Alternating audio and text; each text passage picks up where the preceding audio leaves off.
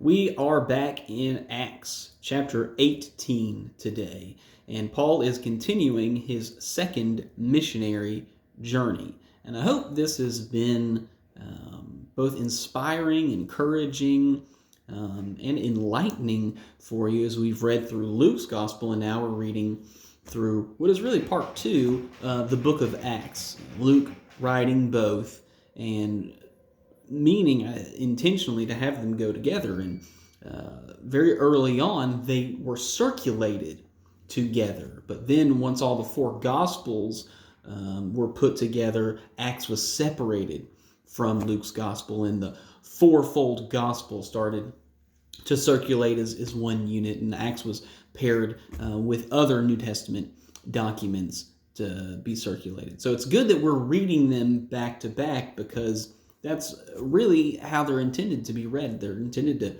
to go together. They tell one big story.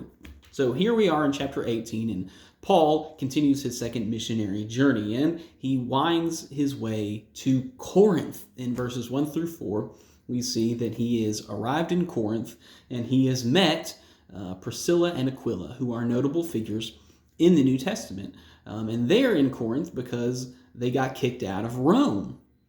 Paul stays with them because they're tent makers, and he is a tent maker. That's the trade that he had learned, and at various points in his ministry, he engaged in supporting himself financially by making tents, and that's what he's doing in Corinth with Priscilla and Aquila. Now, Corinth should sound familiar to you because we have two of the letters in our New Testament, 1st and 2nd Corinthians. This is how Paul started his relationship with the believers in Corinth. That is a church that he had a very personal stake in, and it's also a church that had a lot of issues, because Corinth was just a very special place. It was very pagan place, and so that's how I met Priscilla and Aquila. Now, maybe you're wondering, at this point, I think it's good to bring up, you're probably not wondering this, but you're going to once I mention it. So a lot of people ask, how does Paul know so many people from Rome before he ever goes to Rome? If you read Romans, you'll notice in the last chapter, chapter 16, he just lists all of these people. But when he wrote his letter to the Christians who lived in Rome, he'd never been there before. He'd never met he'd never been physically to Rome, and he'd never interacted in Rome with any of those people. So how does he know all these people? People are asking that. Well, it's because a bunch of Jews got kicked out of Rome, and that included Jewish Christians. Priscilla and Aquila are an example of that. They're from Rome, but they got kicked out of Rome, and eventually they find their way back, and that's how Paul knows so many people who are connected to the church in Rome, because there was this dispersion, because Claudius kicked a bunch of Jews out. So that's a little fun factoid for you. But as we move on in verses 5 through 11, we see that Paul remains in Corinth. Timothy and Silas join back up with him, and that he does his usual thing of going to the synagogues, but the Jews they're not just like, hey, don't talk about this, they're blasphemous. So he's like, whatever, I'm done with you people. I'm going to focus just on the Gentiles. And so he actually moves in and stays with a Greek believer, Justus. And we know he's not Jewish because he's just listed as a God-fearer. So that is for a Pharisee, a former Pharisee, to live in the same house of a Gentile. We can see the gospel's really been at work. But we also get this promise from Jesus to Paul. Hey, all those bad things that have been happening to you, like getting stoned and getting beaten and thrown in jail and all these things, like, look, don't worry about that right now, okay? I'm going to protect you. Keep doing what you're doing. And so that is, as he's in Corinth, God promises him that. So Paul continues to minister in Corinth. Now, in verses 12 through 17, we see Paul getting dragged before another official. But nothing happens. We see that God is faithful. And so Luke reminds us, lets us know that, hey, even the circumstances may look like it's going to go one way, but God keeps his promises. He's faithful. Nothing negative happened to Paul. He was just inconvenienced. And so we don't need to lose our faith at the first sign of, oh no. Our faith needs to be steadfast because God made his promise. While Paul's in Corinth, none of that stuff was going to happen, and God kept his promise. As we move on to verses 18 through 22, Paul moves on from Corinth, and eventually he makes his way back to Antioch, which is where he started. But on his way back to Antioch, he visits Ephesus. Now, Ephesus should also sound familiar because we have one of his letters called Ephesians. And the church in Ephesus was a church that he had a very personal stake in as well. And he'll end up going back there. But he doesn't stay there too long in the tail end of the second missionary journey. He makes his way back to Antioch. Now, in verse 23, we see that he starts a third missionary journey. So he spends some time in Antioch, and then he goes back to the places he went on his first missionary journey to strengthen and encourage them. Now, verses 24 through 28, we shift our focus away from Paul back to Ephesus, back to Priscilla and Aquila. And they meet because Paul had left Priscilla and Aquila in Ephesus.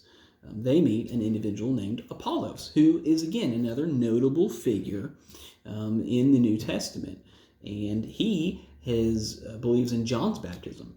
And so he is preaching about the coming Messiah, but he doesn't know that Jesus has come. And so Priscilla and Aquila are like, hey, come over here, buddy. And they explain to him who Jesus is. And he's like, right on. And then he continues to be a witness there. And so here, I think this is a great example of, one, Priscilla and Aquila doing something that they do best, which is teaching. And I will make a note that Priscilla is always listed in front of Aquila, which is interesting because usually the male would be listed first. And from this, we understand that Priscilla is probably taking a leading role in this instruction, both with Apollos and probably the church in general. Fun little factoid. But we see on Apollos humility on display. He receives this instruction. He's like, don't tell me what to say. I know what I'm talking about. Psh. No, he receives it joyfully, and he incorporates it, and he becomes a witness for Jesus Christ.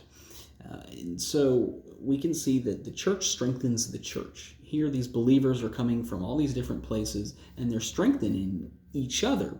They're encouraging each other. They're building each other up. They realize that they're all working together. There's not this weird competition. And that's one of the things that Paul addresses in his first letter to the church in Corinth. He's like, hey, I hear there's divisions among you because you're all taking sides. You're like, well, I follow Peter. Well, I follow Apollos. Well, I follow Paul. And then some people are like, well, I follow Jesus. So Paul's like, no, that's not how it is. And we see that demonstrated as we go through the book of Acts, that the church strengthens the church. The church helps the church. Believers help believers. It shouldn't be this weird who can be the most spiritual, who is the better teacher, any of that.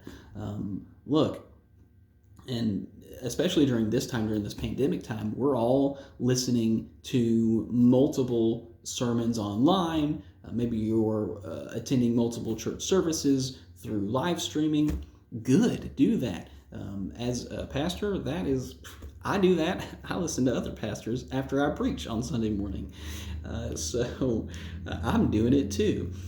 It's the more good, solid encouragement and teaching we can get, that only helps. When another pastor preaches an awesome sermon, I'm cheering. That's great. That shouldn't intimidate us. It should inspire. That inspires me to say, hey, I can improve in this area. In fact, it's listening to other preachers that has helped me incorporate some of the things they do best. Ravi Zacharias just went home to be with the Lord. He is a great influence on my preaching and my thinking. And so it wasn't like, well, if he does a good job, that means that people think he's better than me. I know that there's a bunch of preachers who are better than me. The church helps the church. That's the whole point of this. That's one of the things that we see here in Acts. And whenever we see that, we don't see that happening, you see that being remedied. Hey, we need to stop doing that. We're all in this together, so to speak. Now, for us, what's a good takeaway application for us? I think that it's God is faithful as we do his work. Paul saw that in Corinth. God promised him, hey, look, while you're in Corinth, I got you. Like, you're not going to get stoned. You're not going to get beaten. You're not going to get harassed endlessly. Like, it's going to be okay. And then God kept that promise. When we do his work, God is faithful because that's who he is. It's not this magic formula. It's not a manipulation of God.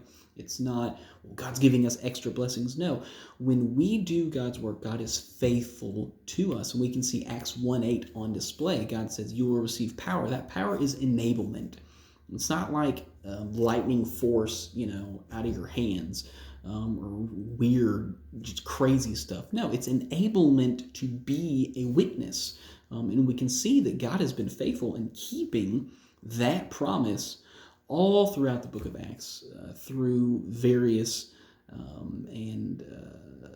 circumstances and trials. And so we can rest in the faithfulness of God, which means that we probably need to step up on our faithfulness. God doesn't need to step up on his faithfulness because his faithfulness is perfect. But as we do his work, he is going to be faithful. So let's continue to strive to do the work of the Lord, because when we do that, we put his goodness on display.